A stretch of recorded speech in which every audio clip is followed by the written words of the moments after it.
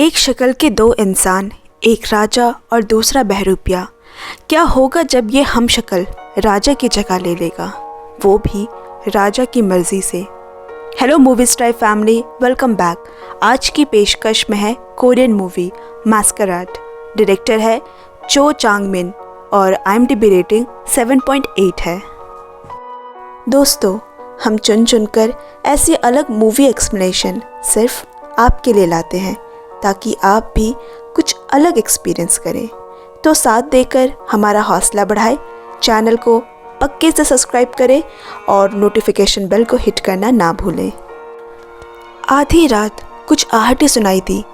चौकन्ना होकर जब वो उठा, तलवार हाथ में लिए कुछ लोगों ने उस पर हमला कर दिया, लेकिन तभी उसकी नींद टूट गई। उफ, शुक्र है ये एक सपना था। जॉसन साम्राज्य के 15वें राजा ग्वांग है को कुछ महीनों से लग रहा है कि उन पे जानलेवा हमला हो सकता है। आज खाने का निवाला उठाते ही चांदी का चम्मच पूरा काला पड़ गया, जो खाने में जहर की तरफ इशारा करता है। अपनी जान जाने के डर से राजा ने मुख्य सचिव से कहा, जल्द एक ऐसे इंसान को ढूंढो जिसकी शक्ल मुझसे मिलती हो, ताकि ज़रूरत के समय उसका इस्तेमाल कर सके। अगले दिन दरबार में यही चर्चा चल रही है कि ऐसी गुस्ताखी कौन कर सकता है। सभा का एक दल, जिसमें गृह मंत्री, कर मंत्री, न्याय मंत्री और उनके साथ और भी कई मंत्रिमंडल, इस बात पर जोर दे रहे हैं कि उनका साला यानी रानी का भाई इस षड्यंत्र के पीछे है और उसे सज़ा देने की गुहार लगाने लगे। लेकिन मुख्य सचिव ने विरोध करते हुए कहा, राजा आरोप का सच साबित नहीं होने तक सज़ा नहीं दी जा सकती। रानी को मालूम है कि उसे और उसके भाई को ज़्यादा दिनों तक दरबार के मंत्री जिंदा नहीं रहने देंगे। राज्य के दूसरे छोर के शराब खाने में अय्याश रईस लोग एक लोक नाटक का मज़ा ले रहे हैं, जिसमें मुखौटा पहना एक आदमी राजा की नकल कर रहा है। राज्य भर में लोगों को पता है राजा कितना अय्याश है, जो अपने रखैलों के कदमों में पड़ा रहता है। लेकिन अब की बार ये खबर किसी ने दरोगा को दे दी और उस आदमी को हिरासत में ले लिया गया। लेकिन ताजुब की बात है, उसे खुद राजा के प्रमुख सचिव देखने आए हैं, क्योंकि उन्हें पता चला है कि ये अपराधी न केवल राजा की नकल करता है, बल्कि उनकी तरह दिखता भी है। इस बात पे प्रमुख सचिव को विश्वास नहीं होता अगर उन्होंने आज उसे देखा ना होता। उसे तुरंत राजा के सामने ले जाया गया। राजा उससे काफ़ी प्रभावित हुआ, क्योंकि अपने अभिनय से वो राजा की तरह चल और बोल भी लेता है। उस रात उसे राजमहल में रख राजा प्यास बुझाने अपनी पसंदीदा रखैल आनी के पास चला गया। रानी के रहते हुए भी वो रखैलों के पास ही ज़्यादातर वक्त रहता है। एकदम भोर में ही बहरूपिया राजा को 20 चांदी के मोहर दिए और ये बोलकर रवाना कर दिया कि हर तीसरी रात उसे पश्चिमी द्वार पर इंतज़ार करना है। ऐसे कुछ और दफ़ा बहरूपिया राजा उनकी गैरहाजिरी पूरी करने महल में आता रहा। यहाँ खाने में मिले उस जहर की तहकीकात से पता चला वो कोई जहर नहीं था। चम्मच काला किसी पहाड़ी नमक के इस्तेमाल से पड़ा था। प्रमुख सचिव ने राजा से कहा, चूँकि कोई जहर नहीं पाया गया तो इस झूठे आरोप में बंदी बनाए रानी के भाई को छोड़ देना चाहिए। राजा ने कहा, मुझे पता है उसकी कोई गलती नहीं, लेकिन उसे बलि का बकरा नहीं बनाया तो राज्य के मंत्रियों का भरोसा कैसे जीतूंगा। प्रमुख सचिव बस मौन खड़ा रह गया। कुछ दिनों बाद एक रात सचिव को राजा के वैद्य जी का बुलावा आया। जिस बात का डर था वही हुआ। राजा सामने बेहोश पड़ा है। उन्हें ऐसा जहर दिया गया है जिसके जड़ के ना पहुंचने तक उसे काट पाना मुश्किल है। अब मुख्य सचिव क्या करे? ये एक बहुत ही गंभीर और चिंताजनक स्थिति है। दुश्मन ताक लगाए बैठा है। जैसे ही खबर बाहर निकले तो सबसे पहले राजा के करीबी सलाहकारों की समिति को ही रास्ते से हटा देंगे और राजा का कोई सहारा नहीं होगा। इसी बात को मद्देनजर रखते हुए उसने वैद्य जी से किसी को भी ये बात बताने से मना किया और जल्द ही राजा को महल से दूर पुराने मंदिर में ले जाने का आदेश दिया। वहीं राजा का उपचार किया जाएगा और ठीक होने तक उन्हें वहीं रखा जाएगा। इस बारे में सिर्फ वैद्य जी, मुख्य सचिव, मुख्य किन्नर और निजी अंगरक्षक को ही मालूम है, जो हर वक्त साई की तरह राजा के साथ होंगे। और इधर दरबार में सबको ये कहा गया कि राजा की तबीयत ठीक नहीं है। उसके बाद मुख्य सचिव ने फौरन उसी बहरूपिया को बुलाने का आदेश दिया, जो राजा के ठीक होने तक उनकी जगह महल में रहेगा। कुछ दिनों तक तो तबीयत खराब का बहाना बनाया गया, लेकिन असली राजा के जल्दी लौटने के कोई आसार नहीं नजर आ रहे। दरबार में शक ना हो, इसीलिए एक सीमित दायरे में बहरूपियों को लोगों के सामने संपर्क में लाने का मुख्य सचिव ने तय किया। उसे महल के बाकी शाही नौकरों और मुख्य लोगों के बारे में बताया गया। धीरे धीरे उसे महल के आंगन में घुमाने फिराने ले जाया जाने लगा, लेकिन उसे रानी और राजा के रखालों से मिलने को सख्त मनाही है, क्योंकि राजा के हमबिस्तर से उनकी आंखों में धूल नहीं झोंका जा सकता। एक दिन महल के बाहर घूमते हुए उसे रानी दिखी, फूल सी कोमल, दूध सी सफ़ेद, कोई कैसे इनसे दूर रह सकता है। और उसी पल वो उसे अपना दिल दे बैठा, उसे देखने के बहाने ढूंढता रहता। अब ज़्यादा दिन और रोके नहीं रखा जा सकता, जल्द ही उसे मुख्य दरबार में आना होगा, बैठक में शामिल होना होगा। सचिव उसे विभिन्न विभाग के मंत्रियों के बारे में बताता है, सब एक से बढ़कर एक शातिर दिमाग वाले, उनके सामने छोटी सी भूल भी नहीं छुप सकती। सुबह दरबार लगा।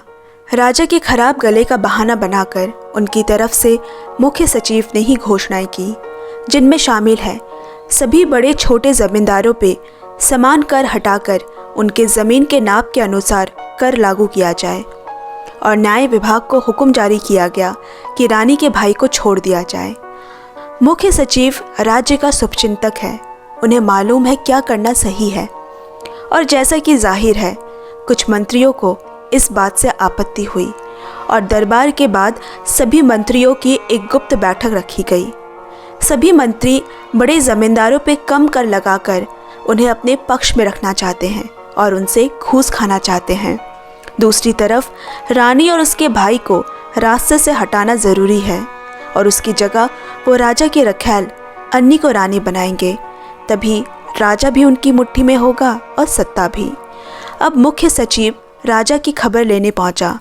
वैद्य जी ने बताया, राजा पे किसी जहर का असर नहीं बल्कि अफीम का है, जिसकी मात्रा धीरे धीरे बढ़ने से हुई है। तुरंत सचिव को शक हुआ, अफीम जैसा नशा राजा एकमात्र रखैल अन्नी के साथ करता है। इससे पहले कि उसे पकड़कर इसके पीछे के षड्यंत्रकारी का पता लगा पाते, बदमाशों के आंख और कान हर जगह पे है। कोई सबूत नहीं छोड़े गए। अन्नी को रास्ते से हटाया और पूरे अफीम की खेती में आग लगा दी गई।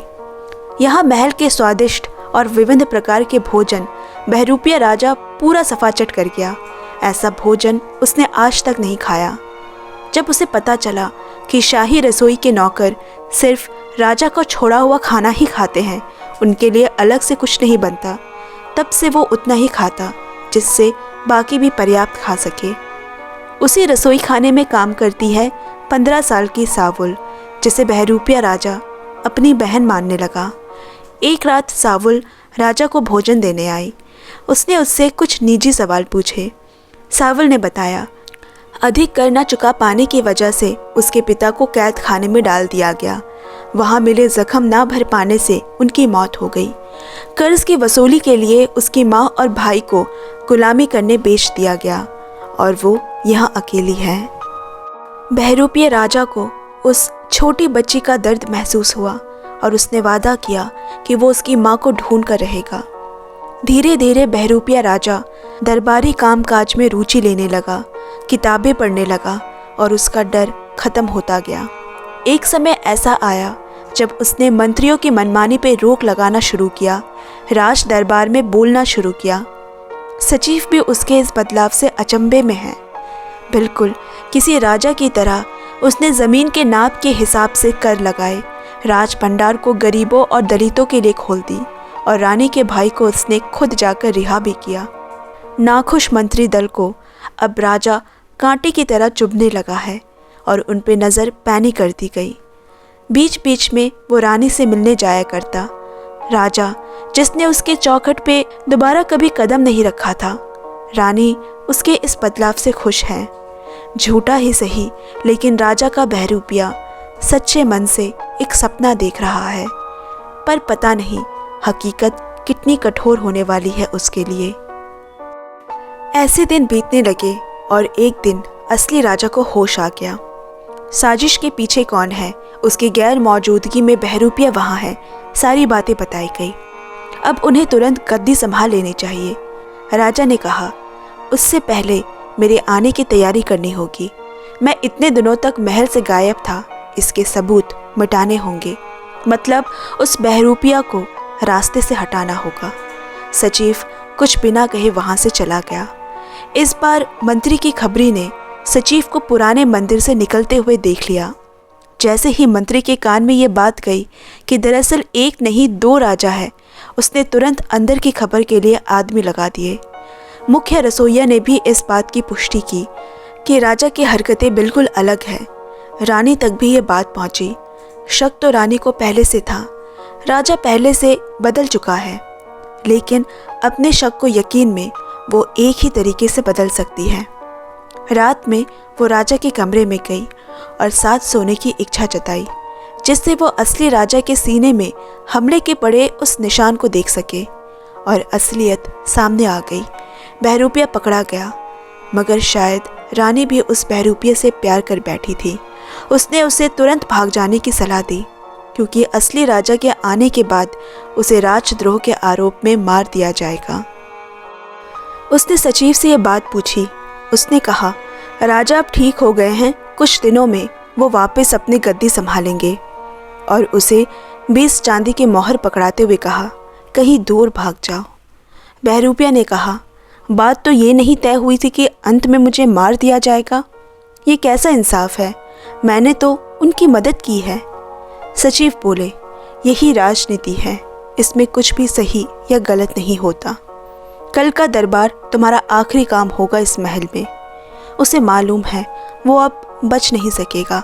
उसने सावुल को बुलाया, उसे वो मोहरे दिए और सचिव से कहा, मैंने तुम्हारी हर बात मानी, तो इस राजा की क्या आखिरी बात मानोगे? मैंने सावुल से जो वादा किया है, देखना मेरे जाने के बाद वो वादा ज़रूर पूरा हो। कर्तव्य से बंधा सचिव कुछ बोल नहीं सका। खुश सावुल मोहरे लेकर जा रही है, तभी उसे अंधेरे में मुख्य रसोई नौकर ने बुलाया।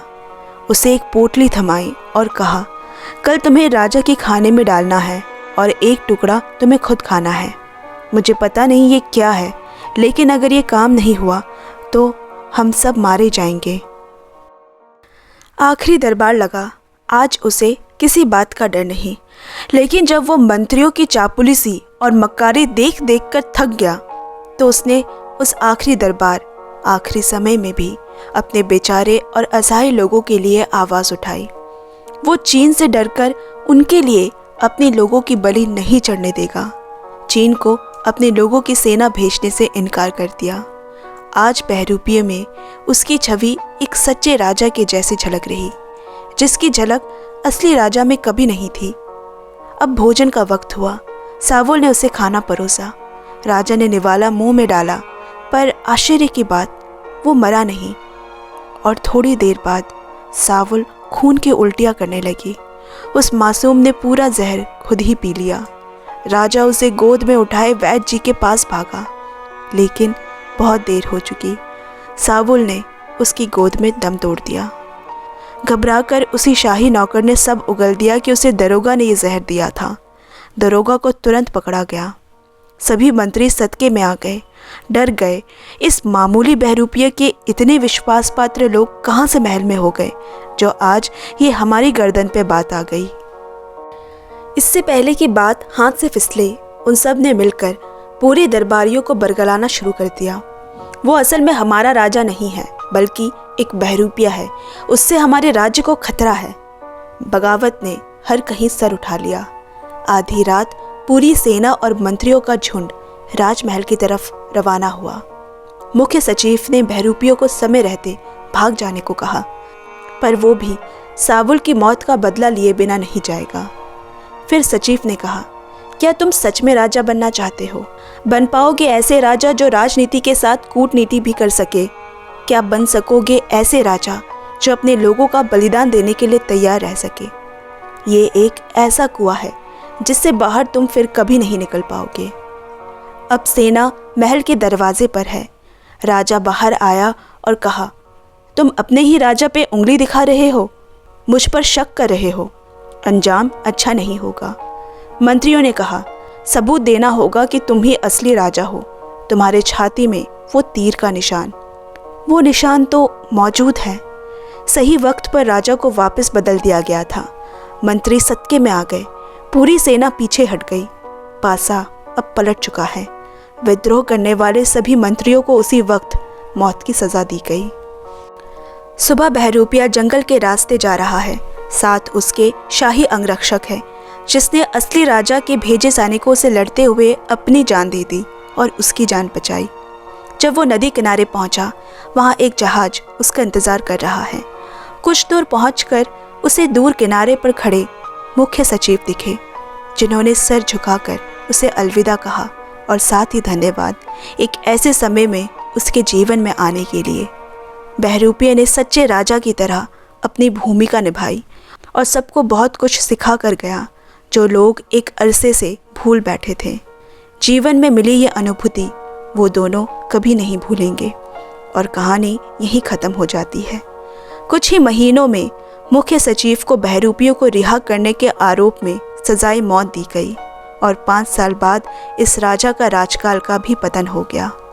कोरिया के इतिहास में केवल वही एक राजा थे जिसने जमींदारों में कर को लेकर क्रांति लाई और चीन के मिंग साम्राज्य का सामना किया। वो उनकी सेना में अपने लोगों को भर्ती करा के उनका बलिदान नहीं देगा। एक राजा वो जिसे लोग मारना चाहते हैं और एक राजा ये जिसके लिए लोगों ने अपनी जान दे दी। राजा नाम से नहीं, काम से होता है। दोस्तों, आज की एक्सप्लेनेशन आपको कैसी लगी कमेंट में ज़रूर शेयर करें और चैनल को भी पक्का सब्सक्राइब कर ले। आपसे जल्द मिलते हैं अगले वीडियो में। Bye bye, love you and take care friends.